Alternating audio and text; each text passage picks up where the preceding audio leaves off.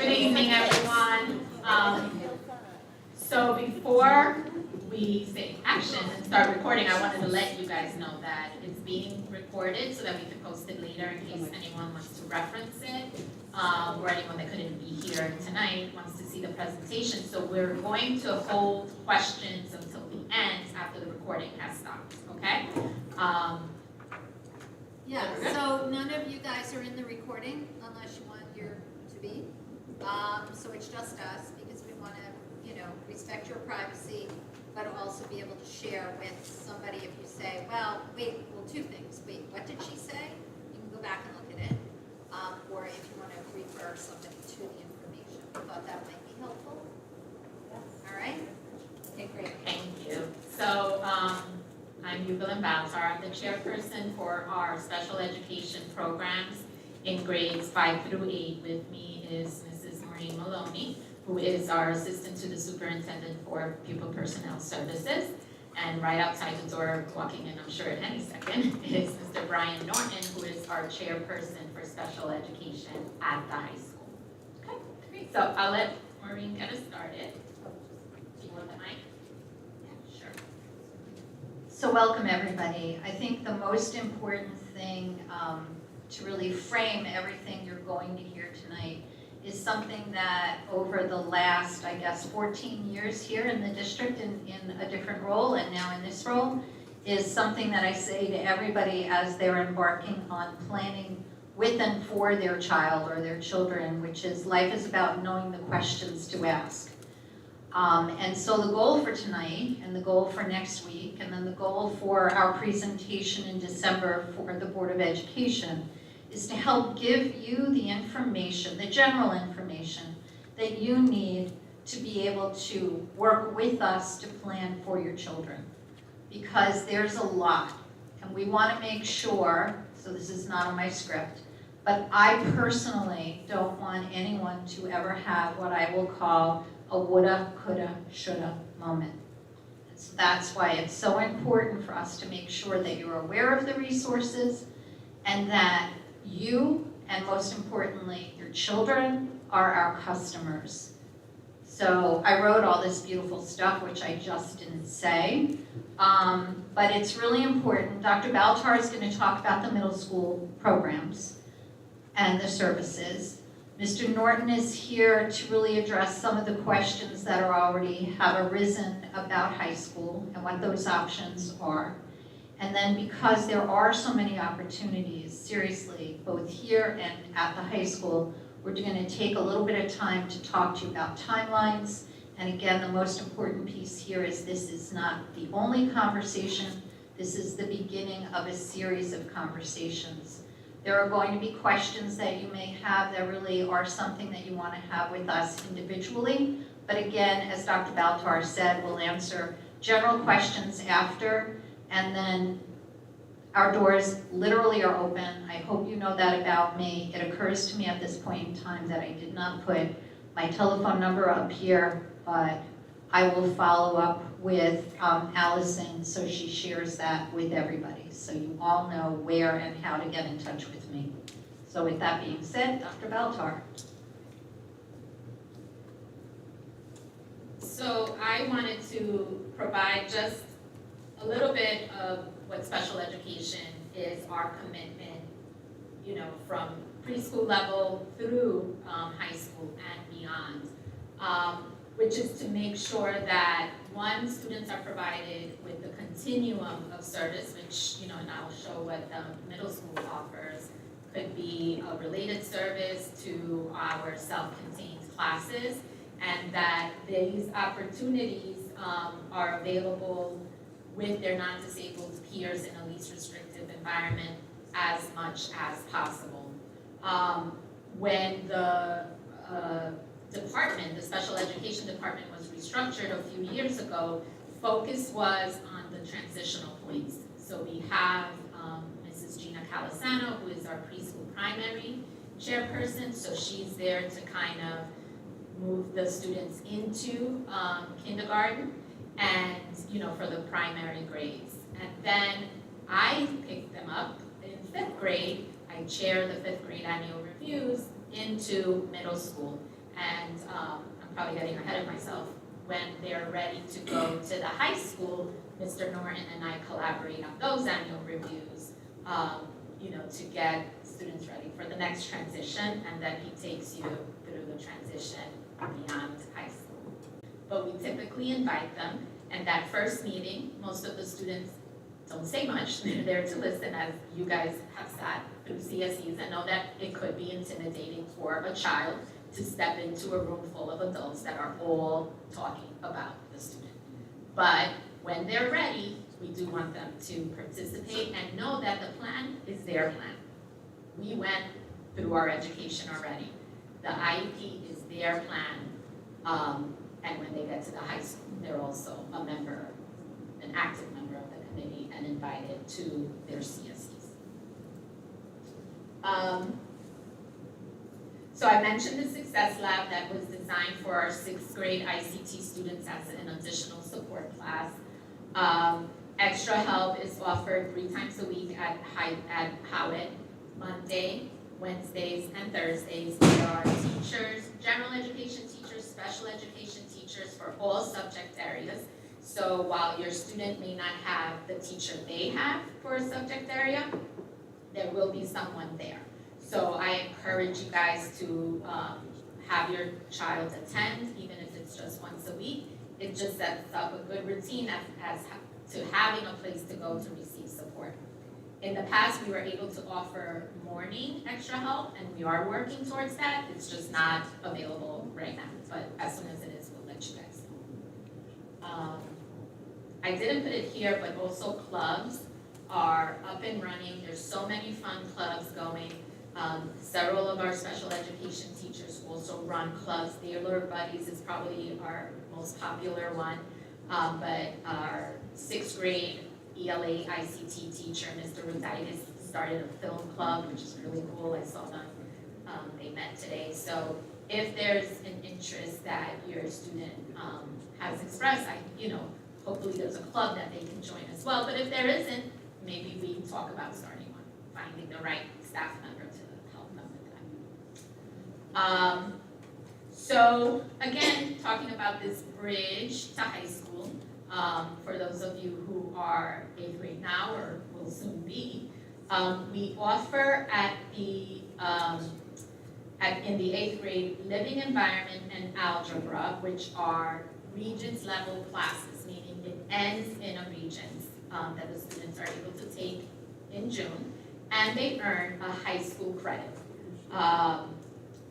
which will count towards their graduation requirements, 21, either when they reach 21 or achieve 22 credits of high school classes, whichever comes first, that's when they'll achieve what they need for a high school diploma.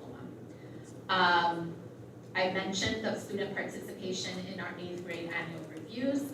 Mr. Norton and I work very closely throughout the year, but especially that time of year. He'll join us to chair a bunch of the meetings, and we're just in constant communication. Part of that meeting is also, very briefly, this level 1 assessment, which is just a survey to kind of assess student interest in their vocational future. So it might inform electives that they can take in high school. It's just a simple survey with student input and parent participation that you'll learn about as we get there. What else was I going to say?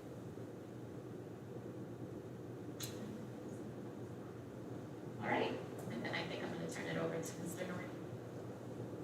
Do you want the mic? I don't know. Thank you, Dr. Baltar. So welcome everyone. I'm Brian Norton, I'm High School Chairperson of Special Education. And really what high school is a bridge to adult services. And we talked just before, you heard Dr. Baltar talk about 22 high school credits or 21 years old, whichever comes first. So let's talk a little bit about what that means. If a student is alternately assessed, okay, their credential will be the Skills Achievement Commencement Credential, right? And those are non-graded students, okay, and individualized education programs are created to meet their needs. For every other student who is not, they're graded students, right, and they will be on track to earn 22 high school credits, right? So I do have a handout, and we'll get to this. But this handout will be able to give you each year a sense of where your child is towards those 22 high school credits. One of the things you'll hear in the CSE too is a conversation as counselors take a look at the transcript. Where are we at? So we'll hear about how many credits a student has, how many are they out of 22, and where they will end at the year. So let's go through the presentation, and I'm going to be happy to talk a little bit about some of the things we do at the high school. On November 3rd, we're going to do a meeting at the high school very similar to this, and we'll talk about the programs that we have there more specifically. But a couple of dates. The first date, November 22nd. Okay, November 22nd is the high school open house for incoming freshmen as a first look.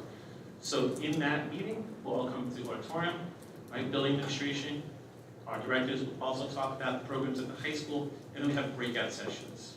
Right? And at that point, you'll be able to come see me.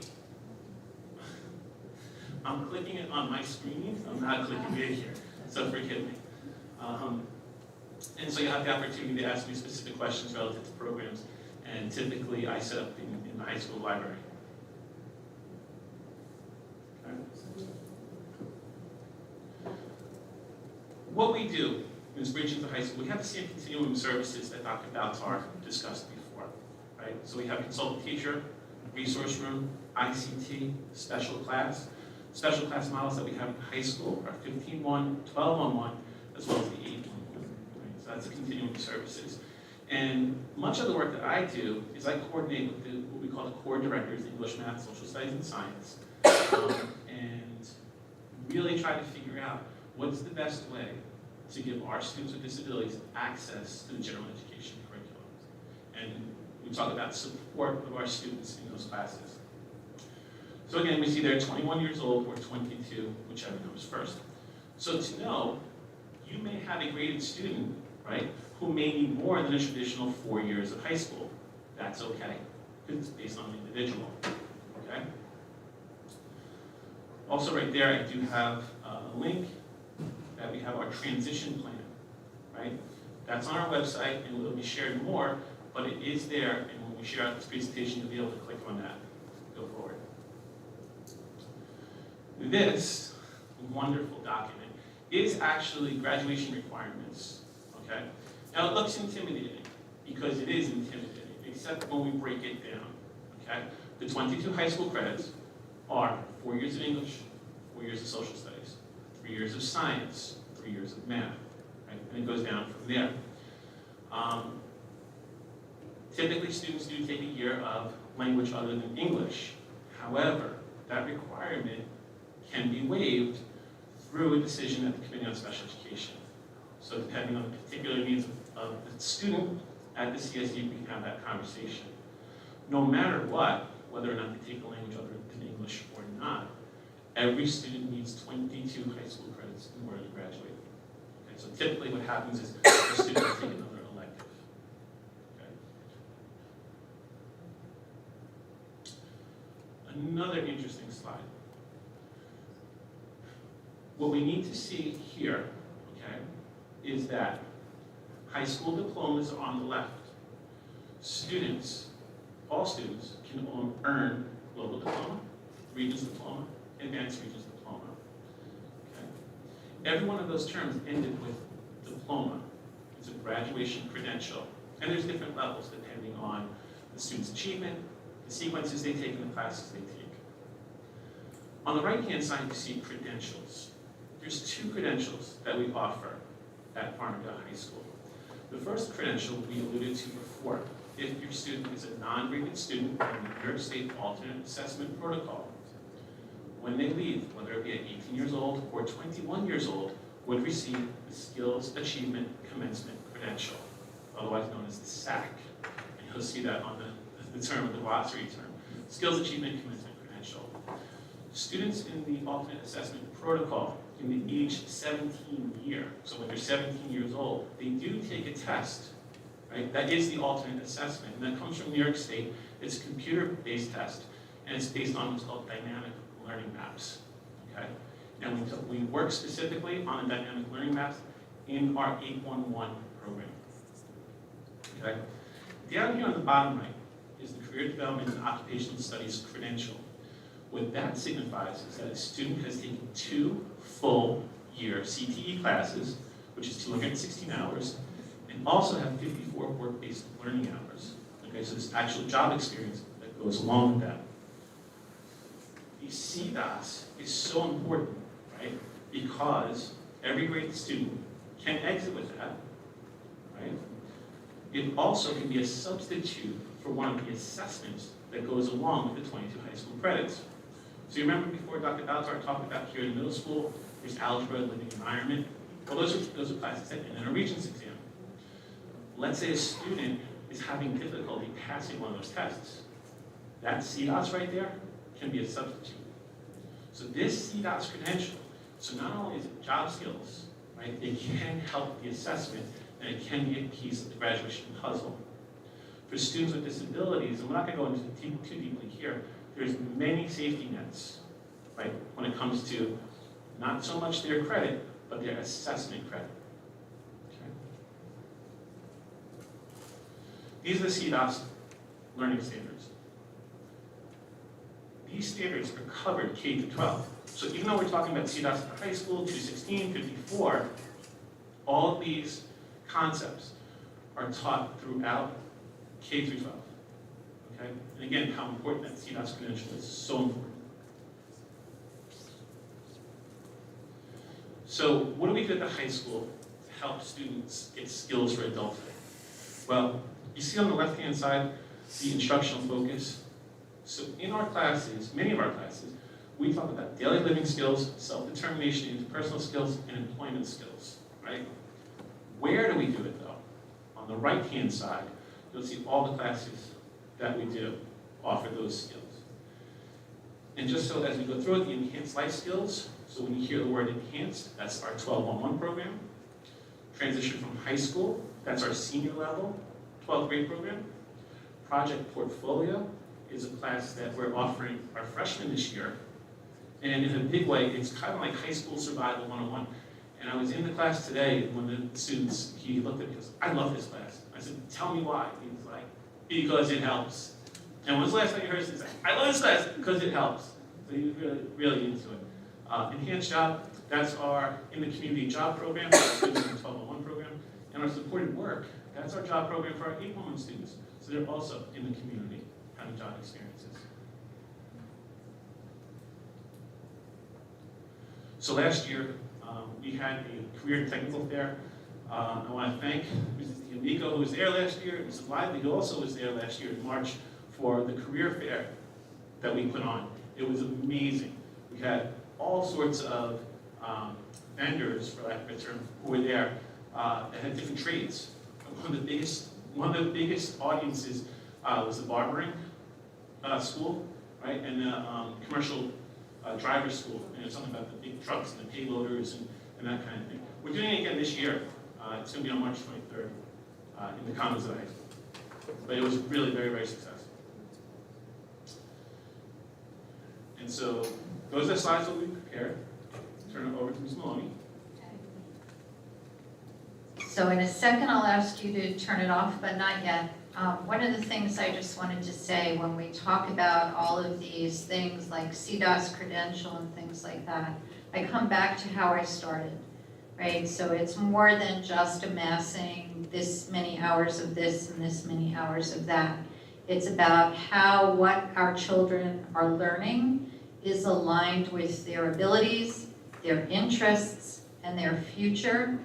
Part of that CDOS credential is a yearly career plan and what are called employability profiles, because the questions are, what kind of future do we want our children to have, and what do we need to do, all of us, to make sure that they have as many options and opportunities as possible. So in each meeting, in each planning session, if a student decides, let's say, for example, that they do not want to continue with foreign language, we're going to have a conversation. If the student has the ability, but like many students, for some reason, that's like one of the first things they do. They come to guidance and say, I don't want to continue. We're going to have a conversation about what and how that impacts on your options down the road.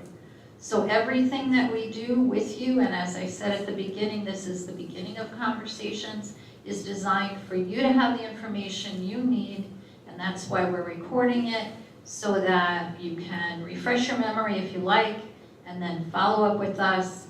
Next week, Mr. Norton and I will be together. I think that's on Thursday. I'm going to put a plug in. There's a wellness fair on Wednesday at the high school, which should be a lot of fun.